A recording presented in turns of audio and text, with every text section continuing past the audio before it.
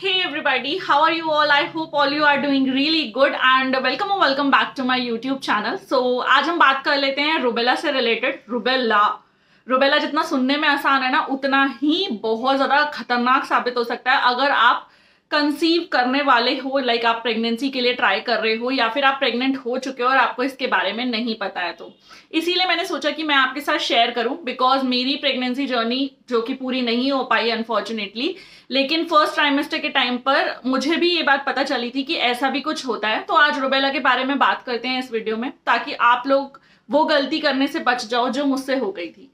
ठीक है, अभी क्या होता है ना कि जब हम कंसीव कर लेते हैं, अगर फॉर एग्जांपल हम प्रेग्नेंट होने के बाद डॉक्टर के पास जा रहे हैं, तब जाकर हमें सर्टेन चीजें पता चलती हैं। वो भी ऐसी पता चलती हैं, गर्मी बहुत हो रही है भाई, हाँ। कुछ चीजें हमें ऐसी पता चलती हैं जिनके बारे में हमने कभी सुना भी नहीं होता, बिकॉज फर्स्ट टाइम पे किसी को ज्यादा कुछ मालूम नहीं होता है। तो कंसीव करने के बाद अगर आप डॉक्टर के पास जाते हो तो सर्टेन चीजें ऐसी सामने आ जाती हैं कि हमें लगता है ओ गॉड ये क्या हो गया। ठीक है, तो ऐसा ही कुछ मेरे साथ हुआ था। मेरी प्रेगनेंसी ऑलरेडी आई गेस कुछ 3 वीक्स की थी। उसके बाद हमें पता चला कि मतलब मैं प्रेग्नेंट हूँ।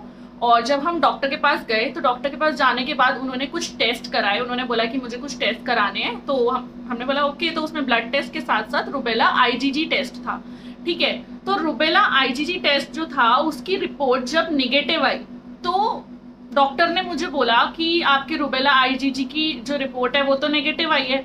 और मैं सही बोलूं तो डॉक्टर ने भी नहीं मुझे बोला, मेरे फ्रेंड ने मुझे बताया, ठीक है, कि ऐसे ऐसे रिपोर्ट है और वो नेगेटिव आई है, मतलब टेस्ट कराया था जहाँ पे। ठीक है ना, तो उन्होंने बोला कि आपको रूबेला पहले हो चुका है, वैक्सीन लगी है, ये वो। जब सर्टेन क्वेश्चंस उन्होंने बोले तो मेरे दिमाग में आया यार ये क्या भला है अब। ठीक है ना, तो उसके बाद जाकर मैंने डिटेल में थोड़ा सा देखा ये वो, तो पता चला कि भाई कंसीव अगर आपने कर लिया है उसके बाद तो वैक्सीन आप नहीं ले सकते।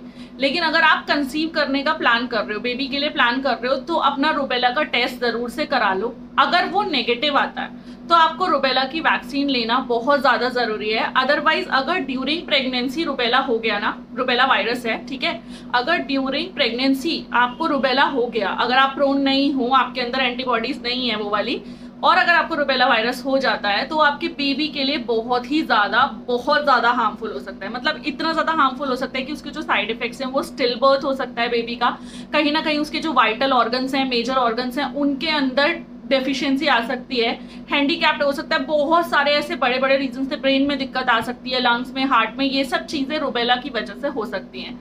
तो इसीलिए आपको ये चीज जरूर से चेक करनी होती है कि रूबेला का जो आपका टेस्ट है वो पॉजिटिव आ रहा है या नेगेटिव आ रहा है। अगर आपने टेस्ट कराया और पॉजिटिव आ रहा है तो कोई डरने वाली बात नहीं है, क्योंकि आपको फिर या तो उसकी वैक्सीन पहले से लगी हुई है या फिर आपके अंदर वो वायरस कभी ना कभी हो गया है, जिसकी वजह से अभी आपको उसको होने के चांसेस बहुत ही कम है। ठीक है, कोई भी चीज बिल्कुल 0 पे तो नहीं जाती चांसेस में, लेकिन स्टिल हम कह सकते हैं कि डरने वाली बात नहीं है।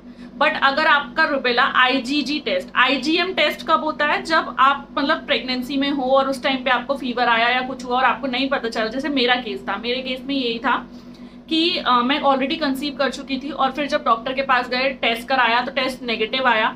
फिर जब डॉक्टर से हमने पूछा कि अब क्या कर सकते हैं, तो उन्होंने बोला कि अब तो वैक्सीन भी नहीं लग सकती, अब तो बस भगवान भरोसे हम चल सकते हैं, कि हम बस प्रे कर सकते हैं कि आपको रूबेला वायरस ड्यूरिंग प्रेगनेंसी ना हो। ठीक है ना, तो उस केस में हम कुछ भी नहीं कर सकते। तो उससे बेटर है कि जब आप प्लान कर रहे हो बेबी के लिए, या अगर हो गया है प्लान बेबी, मतलब क्या बोलते हैं, अनप्लान बेबी है, तो भाई तब तो फिर कुछ भी नहीं हो सकता, जैसे हमारा केस था। बट अगर आप प्लानिंग से बेबी कर रहे हो तो कहीं ना कहीं आपको इस रूबेला पे बहुत ज्यादा ध्यान रखने की जरूरत है। ये बहुत इजीली स्प्रेड होता है, ठीक है, इसीलिए ना बहुत ज्यादा ध्यान रखना है इस टेस्ट का। इस टेस्ट को जरूर कराना है ताकि आपका जो ड्यूरिंग प्रेगनेंसी है वो बहुत आराम से बेबी, पूरा हेल्दी बेबी आपको कंसीव हो, कोई ऐसी दिक्कत ना आए आपकी प्रेगनेंसी में। और बाकी ये है कि अगर रूबेला हो जाता है, ठीक है, आपको वैक्सीन नहीं लगी और रूबेला हो जाता है, तो उसके कुछ सर्टेन सिम्टम्स हैं जिन पे आपको ध्यान देना है। फीवर तो उसका सबसे बड़ा सिम्टम है, रैशेज हैं, क्योंकि ये जो मीजल मम्स वगैरह है ना, इससे रिलेटेड वायरस है।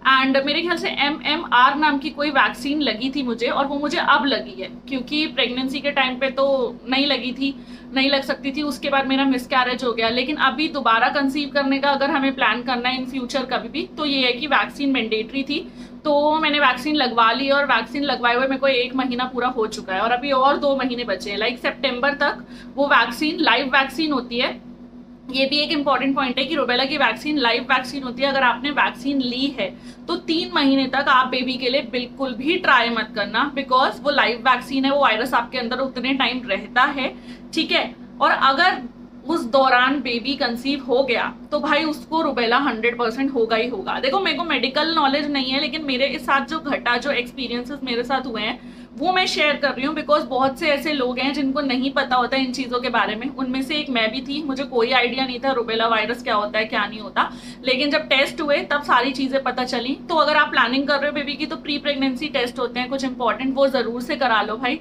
ताकि आपको ना बाद में हमारी तरह इतने सारे इश्यूज का सामना ना करना पड़े। और एक शुरुआत से जब हम थोड़ा संभल के चलते हैं ना तो चीजें इवेंचुअली अच्छे से वर्कआउट हो जाती हैं। बट हम अनअवेयर थे इन सब चीजों के बारे में, हमें कुछ नहीं पता था, और जब टेस्ट हुए तब चीजें सामने आई। तो हमने अभी वैक्सीन ली है, वो वैक्सीन आपको कोई भी पास के क्लिनिक पे मिल जाएगी, आप वहां से लगवा सकते हो, ठीक है। जो मेरी वैक्सीन थी उसका कॉस्ट था 200 रुपीज, तो बहुत ज्यादा कॉस्टली भी नहीं है।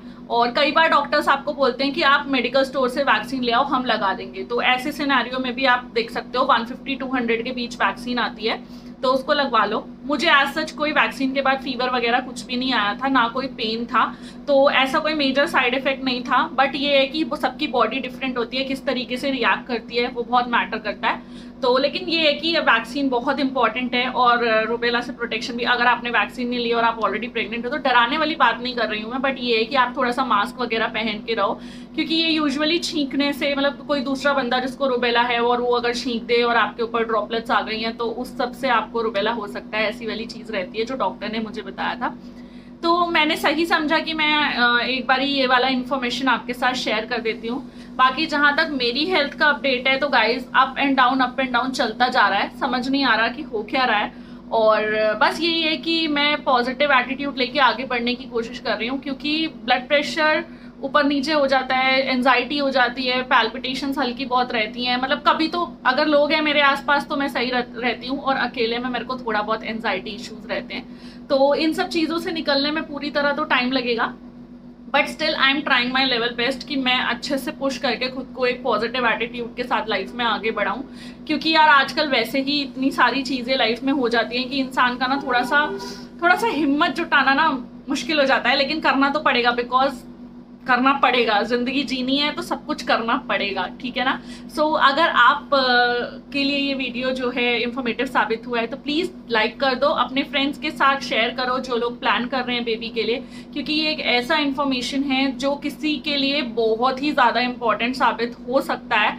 और अगर हम किसी का कुछ नुकसान होने से बचा सकते हैं तो हम क्यों ना करें, ठीक है। तो यही मोटो मेरा था इस वीडियो को रिकॉर्ड करके आपको बताने का, अदरवाइज मिसकैरेज हुए हुए टाइम हो गया है और अभी और बहुत सारी चीजें हैं जिन पर हम बात कर सकते थे, लेकिन मेरा मन था कि मैं इस टॉपिक पर भी बात करूं। ऑल्दो मेरे लिए ये सारी चीजें बहुत हैवी हो जाती हैं, क्योंकि मुझे वो सब रिकॉल करना पड़ता है जब भी मैं इन सब चीजों के ऊपर बात करती हूँ। बट क्योंकि आप लोग मेरी फैमिली हो, मैं नहीं चाहती कि जो मैंने सफर किया वो कोई भी और सफर करे, बिकॉज बहुत पेनफुल रहता है, बहुत, और मैं बोलूँगी फिजिकल पेन से ज्यादा ना मेंटल ट्रॉमा हिट करता है। तो इसीलिए मैं बस यही बोलूंगी कि भाई जो भी कर रहे हो थोड़ा सावधान रहो, सतर्क रहो और अच्छे से पॉजिटिव एटीट्यूड के साथ रहो। स्ट्रेस को बिल्कुल शिट कर दो, क्योंकि स्ट्रेस तो हर एक चीज की जड़ है, मतलब हर बीमारी की जड़ स्ट्रेस है कहीं ना कहीं।